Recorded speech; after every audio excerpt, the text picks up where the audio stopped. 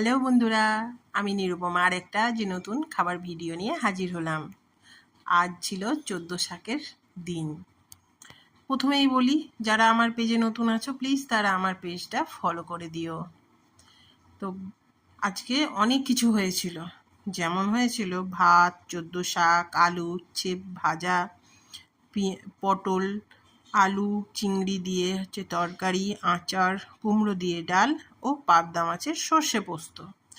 প্রথমেই শাক দিয়ে একবার খেয়ে নিলাম। খাওয়ার পরে এই দেখো, শাকটা আমার খুব ভালো লাগে, বছরে একবার তো সেই জন্যই, প্রত্যেকদিন ভালো লাগে না। এই দেখো সর্ষে পোস্ত কেমন হয়েছে। ওই দেখো, ওইটা হচ্ছে আমার বোন, ডান দিকে মা আর চুঙ্কু, আর বাঁ দিকে আছে বাবা। যেই শাক দিয়ে খাওয়া শেষ হলো, একবার ডাল দিয়ে খেয়ে নিলাম, দেখলাম কেমন লাগছে।